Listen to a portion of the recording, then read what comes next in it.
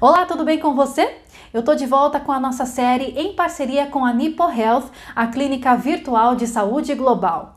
Na semana passada eu conversei com o Alexandre Chiomi, CEO da Nipo Health, e hoje eu trago uma entrevista muito legal com uma das profissionais da clínica, a nutricionista Denise Kunitaki.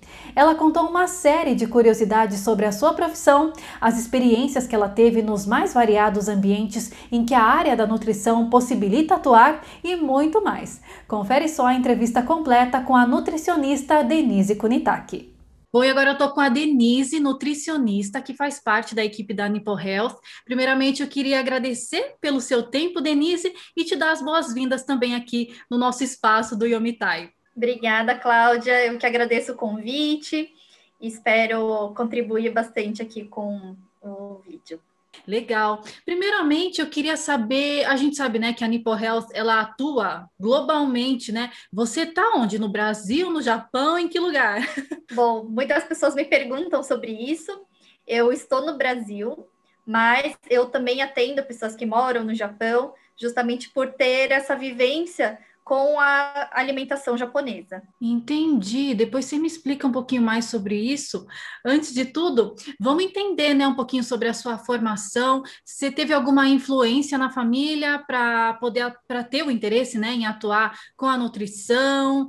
Conta como é que surgiu esse interesse e quais as experiências assim que você pode compartilhar com a gente dentro da área. Eu não sabia exatamente qual seria a profissão, mas eu sempre tive interesse com alimentação, porque eu cresci e a minha avó cuidava bastante de mim, né? Quando eu era pequena, os meus pais saíam para trabalhar e quem cuidava de mim era a minha avó.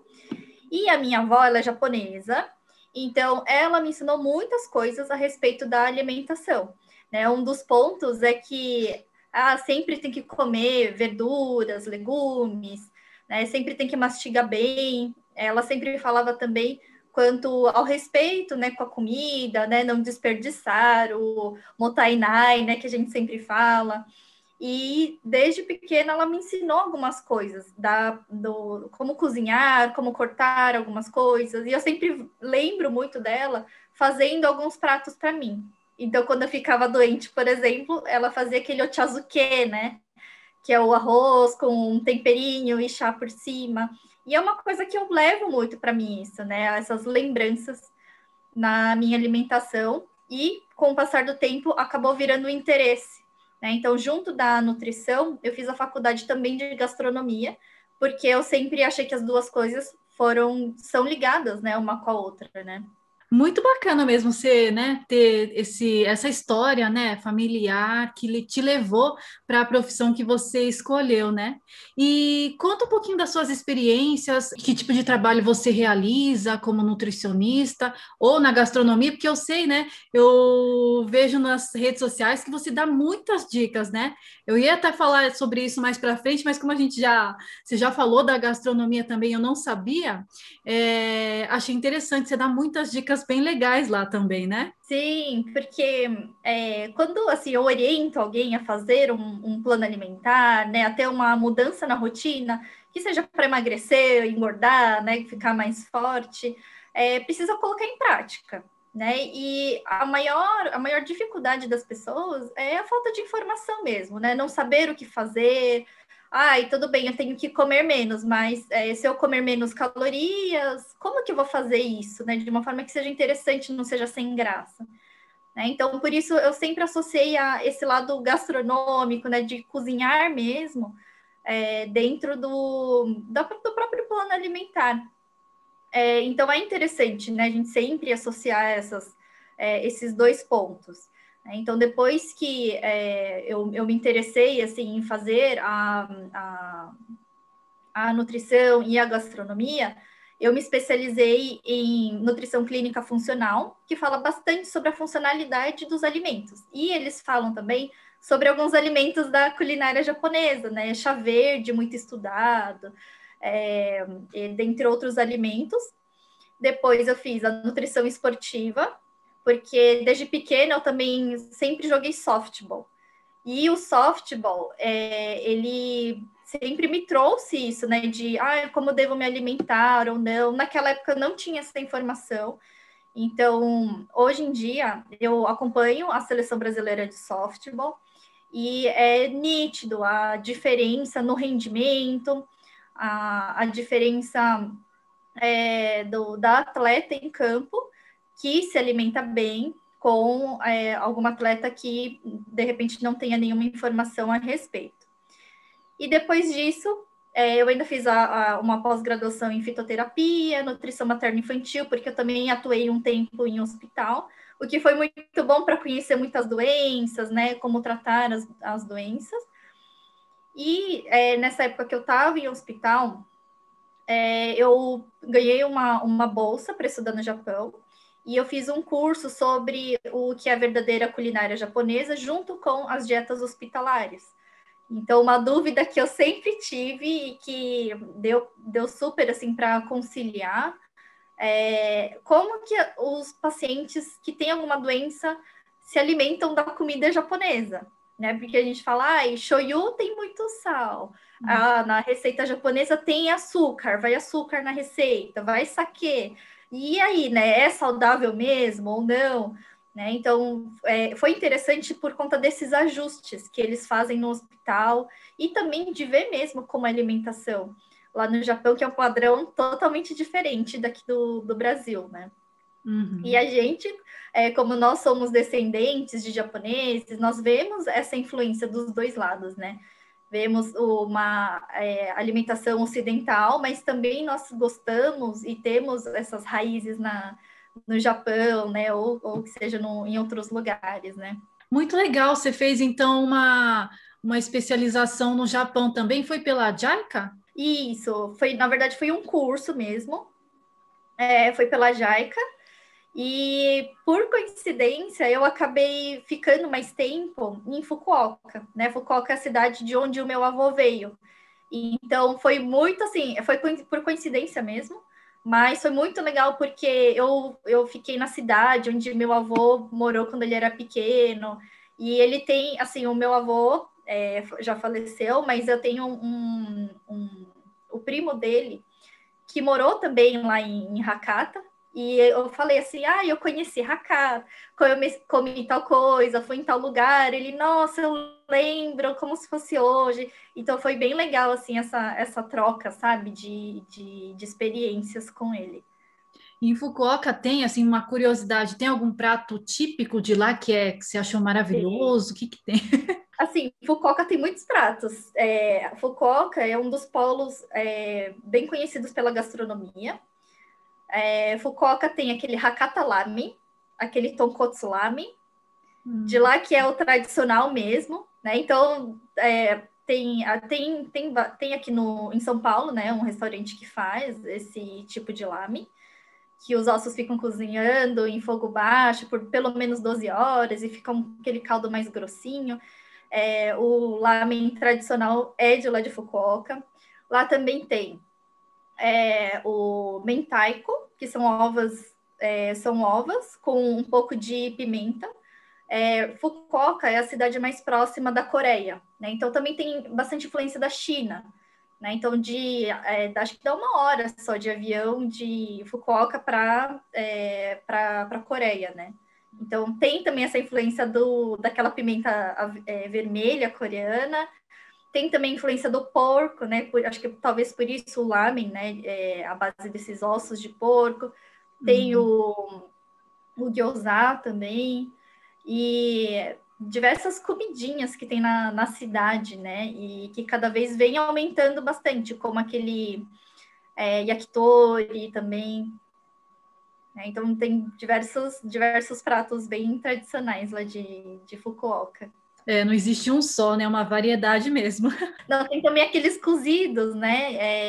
A base de porco, de frango, que tem cada lugar do Japão tem um cozido diferente, né?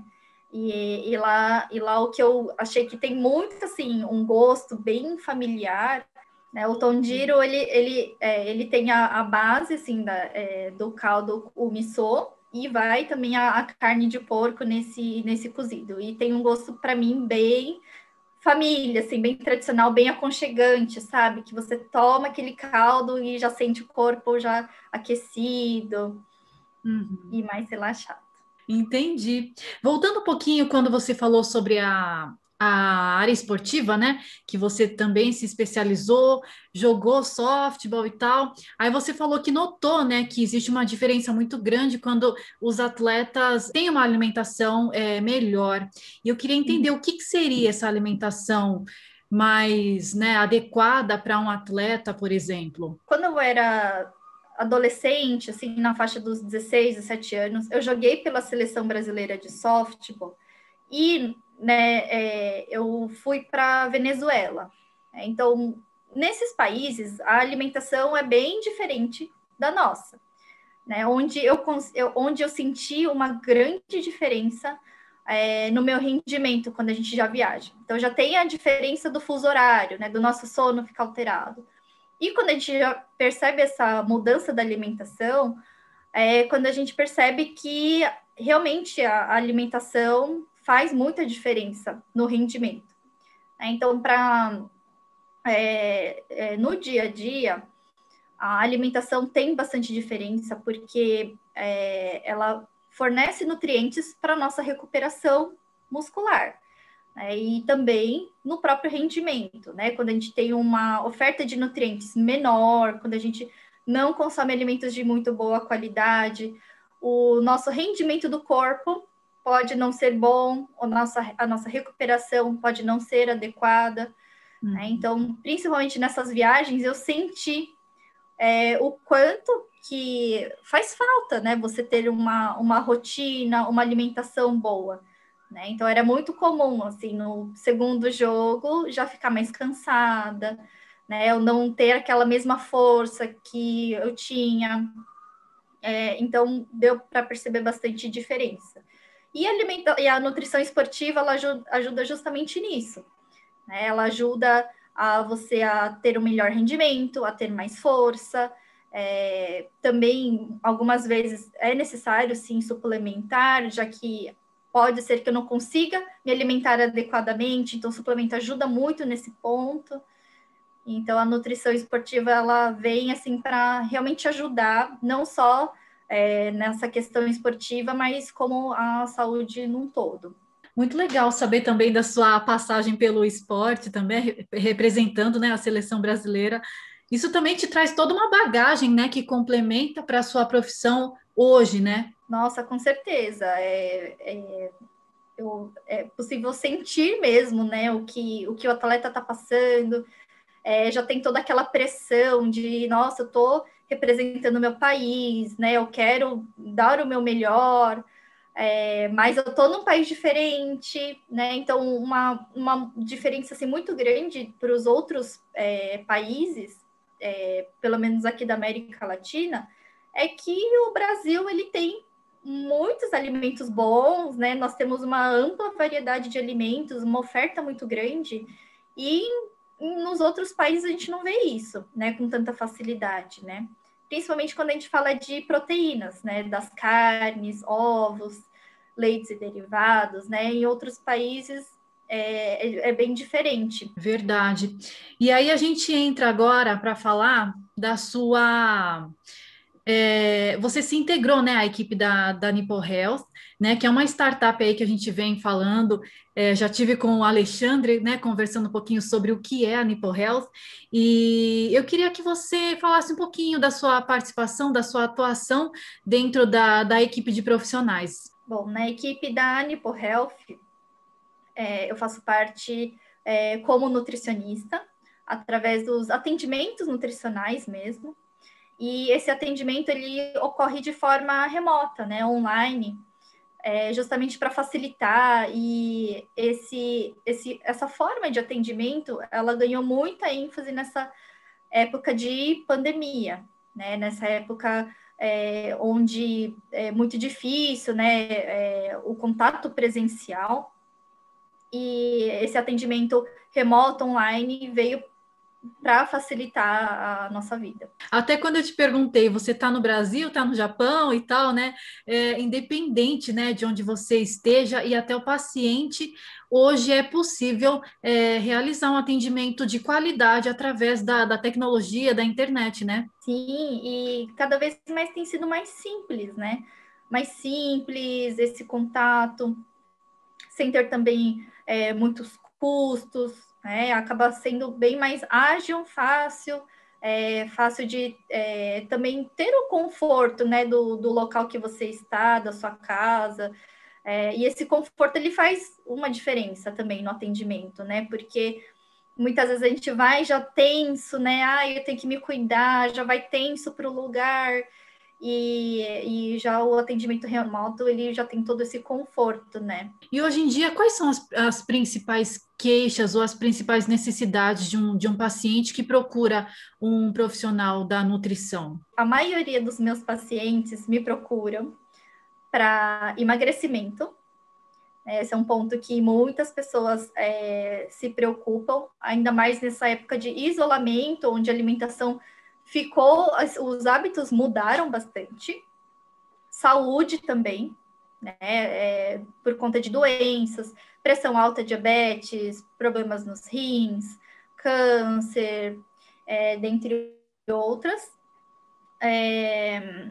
Questão também do próprio esporte, né? Rendimento, e tudo isso também pode estar associado, né? Uma pessoa que quer emagrecer, mas está com triglicérides alto, colesterol alto, e atleta, né? Tudo isso pode englobar uma mesma pessoa, mas esses são os principais pontos que as pessoas costumam procurar um atendimento nutricional. E aí, falando, né, nesse tempo de pandemia que a gente está, se a gente de repente pega, não dá para saber de que forma o nosso corpo vai reagir, né?